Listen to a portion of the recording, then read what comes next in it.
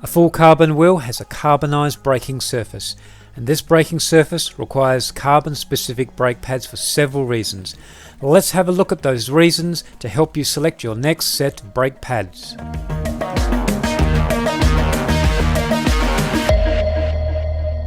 Here's some good reasons why you may be in the market to buy some new carbon brake pads. One reason is that your current brake pads are not performing as well as you would like.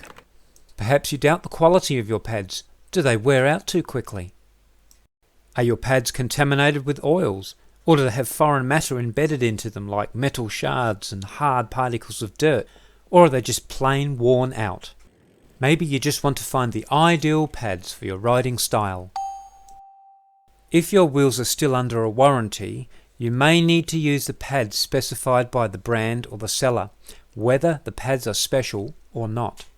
Firstly, how does the brake pad affect the lifespan of your wheels? Under normal circumstances, the lifespan of a carbon wheel is determined by how long the brake track lasts. Here's an example of a wear spot on a brake track. And here's another wear spot, a little bit worse than the first one. As the brake pad keeps wearing away at the brake track, holes can develop, splits or cracks. At this point, the structural integrity of the rim has been compromised, ending the life of the entire rim. To increase the lifespan of a brake track, most carbon wheels today have hardened brake tracks, like basalt or silica ceramic. Some wheel sets have texturized braking tracks, like this zip rim here, or this envy rim in this picture. So, to get the maximum life out of your carbon wheels, the ideal brake pads would be the most gentle on the braking track. Generally, a harder brake pad lasts longer, but is more abrasive on the brake track. A softer brake pad, however, is more self-sacrificing. It won't last as long as a harder pad, but it is less abrasive on the brake track, extending the life of your wheels. Unfortunately, because of consumer demands for better braking without replacing the pads more often, brake pads have become harder and more abrasive. Remember, it's a lot cheaper to replace brake pads than a set of wheels. Stopping power, the sheer ability to slow your momentum as fast as possible. And the most common determinant to braking is if you're riding in wet conditions. As you apply your brakes, water on the braking surfaces acts as a lubricant, allowing the rim to slip past the pads. The brake pads will slowly dissipate the water on the rim with every revolution of the wheel. The rim gets drier, so the braking power is restored. But depending on how wet the conditions are, you'll need to compensate for this lag of effectiveness by allowing more time in your braking. Here's where that texturized braking surface helps dissipate the water, improving traction between the pad and the braking surface. And here's a typical carbon brake block with slots cut out to take away water from the braking surface. So, when is maximum braking power achieved? When you are not braking, most of your weight is on the rear wheel. When you start braking, your weight shifts forward on the bike, pressing down on the fork, to the front tyre contacting the road surface, and your weight becomes less on the rear wheel and more on the front. If you brake hard enough, most of your weight is now on the front wheel. The lack of your weight on the rear overcomes the traction of the rear tyre and the road surface. Now your brake locks the rear wheel and skidding occurs. You've now lost pretty much all the braking power of your rear wheel. So, your maximum braking power occurs just before skidding, and skidding will cost you money. Within seconds, you'll have to buy a new tyre. When applying your brakes, you're converting your kinetic energy into mostly heat by the friction at the pads and rim contact points. Too much heat build up and the brake pads can begin to burn. Heat-damaged brake pads are a lot less effective for braking, or worse, can cause warping and deformation of the brake track on the rim. To help dissipate this heat, most brake pads come with some sort of ventilation slots. It's important to regularly check that these slots are clear. Use a dental pick or a small flathead screwdriver to keep these slots clear. The brake pad holder also sinks some of the heat away from the pad. These brake pad holders can be either made of aluminium or carbon fibre. The aluminium pad holder will sink the heat more effectively than a carbon fibre holder. Some brake pads leave a compound as a residue or a skid mark on the braking track. So for instance, if you're using blue brake pads, you'll have blue brake marks on the rims, and if you've got, say, yellow brake pads, you'll have yellow marks. This is not necessarily bad, but it's recommended that at some stage you clean them off. The slots in your brake pads help to disperse water and heat from the brake track. They also serve as a wear indicator. In this picture, block number 1's brand new. The wear indicators are clear and well defined. Block number 2's done quite a few miles, but the wear indicators show it's got quite a bit of life left in it yet. And block number 3, the indicators have just about all gone, and so the pad needs replacing. In wet conditions, your wheels will pick up more road grit than in the dry, and this finds its way to the brake track and onto the brake pads. And while you're riding in those conditions, the grit will grind away at your pad and brake track and accelerate the wear. So after your ride, wash both your wheels and your brake pads. And being cartridge, it's easy to take your pads out and clean them separately. Clean out the wear indicator slots and then have a closer inspection of the pad. A real close look and you can see some foreign matter has embedded itself into this pad. There's a good chance this foreign material is going to start scoring your brake track. So use a jeweler's screwdriver or that dental pick to remove those bits. In wet conditions, oils from the road can also end up impregnating the pad, so use a clean rag and either methylated spirits, rubbing alcohol or acetone to clean the pads.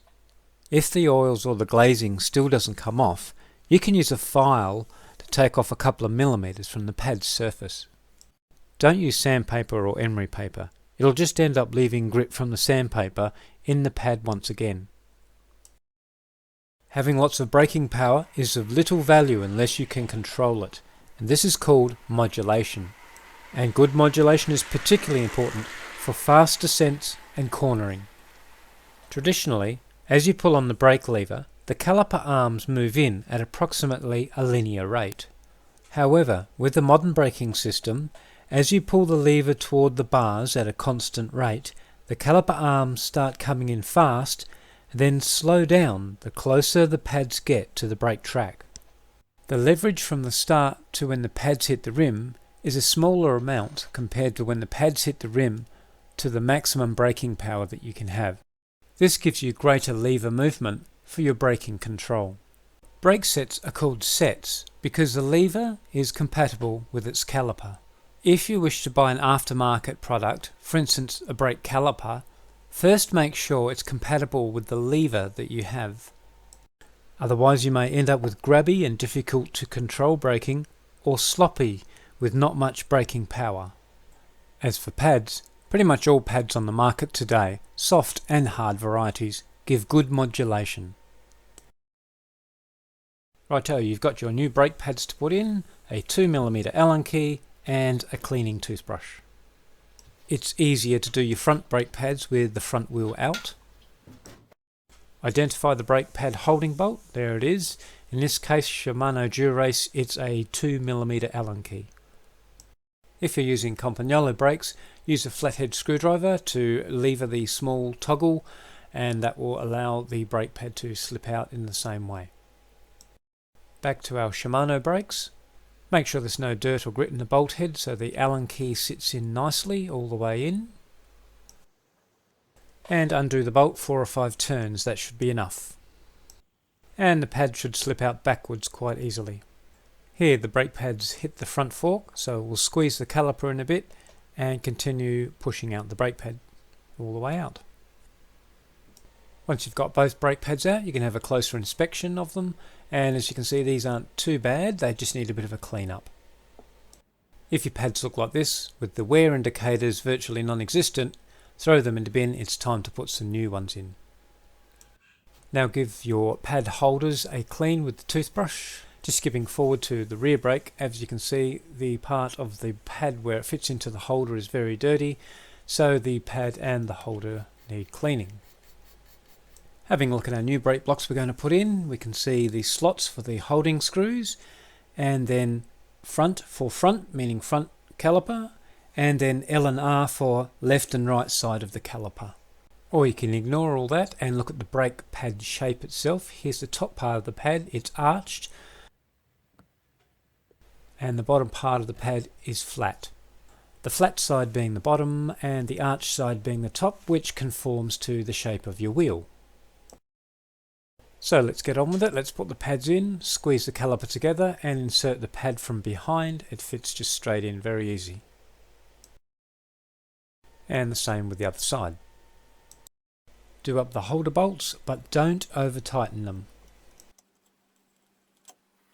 Do up the quick release, give the brake lever a few squeezes and you find the brake pads are too close to the rim, so you can either back off on the barrel adjuster or undo the anchor bolt and let some cable go through. And do the same procedure with the rear caliper. The brake pads come out backwards. I'm just pushing them through with the head of the Allen key there. Now that you've got your new pads in, let's set them up properly. First of all, the height. Don't have them too high or the pad will end up rubbing on the tyre and you'll have a blowout. Too low and the brake pad will wear out the rim section very quickly. So simply set it as central as you can on the brake track. Pitch is just a twisted angle of the pad. The brake pad has slots for heat and water dispersion. An incorrect pitch interferes with the efficiency of these slots. So set your brake pad straight and in the middle of the brake track. Roll. That means the brake pad rolls either side of being flush with the brake track. If the brake pad is not flush with the brake track, it will drastically reduce the braking power and results in uneven wear of the brake pad. Moreover, it wears on a small section of the brake track, reducing the potential lifespan of your braking track. Looking at this, the brake pad looks correctly aligned, until you view it from above. As you can see, the back portion of the brake pad's hitting the rim way before the front part. And it usually causes this. An incorrect yaw simply uses either the back or the front portion of your brake pad. So not only do you have squeaky brakes, but your brake pads don't last very long. Ideally, you want your brake pads to hit flat on the braking surface. If your brakes still squeak, toe the pads in a little bit, like I've circled in this diagram. It only needs to be about 2 mm. It can be fiddly getting it exactly right. So here's a suggestion. Use 2 playing cards. Loosen the brake pad holder and then slide the cards between the rim and the back portion of your brake pad. Apply the brake, which will hold the cards in place.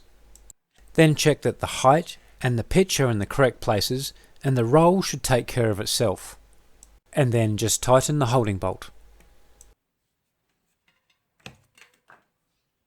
There you go. Now the front of the brake pad hits just before the rear of the brake pad and you should have no more squeaky brakes.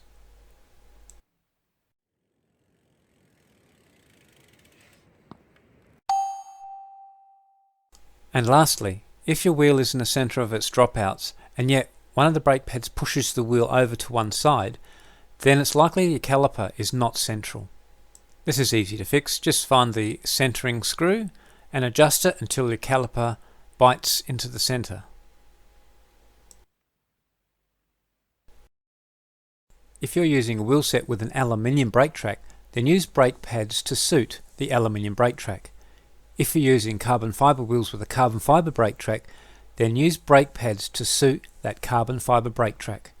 Brake pads which have been used on aluminium brake tracks, never use them with a wheel set with carbon brake tracks. So I've used a lot of different brake pads on my carbon wheels over time, including the Swiss stops, which everyone was raving about at the time. But I come across these pads, and these are called Baradine. That's the brand name, B-A-R-A-D-I-N-E. Look them up. They're not that popular, but you will find them. They're $14 for 4. That's $7 a pair. Ultra cheap, and they'll last you about 4,500 to 5,000 kilometres. That's a really good lifespan. They're a medium to soft pad, so they'll give you brilliant braking power as well as good modulation. Brilliant pad. I really can't say anything negative about them. because they're so cheap as well. So Barradine pads, that's my personal recommendation.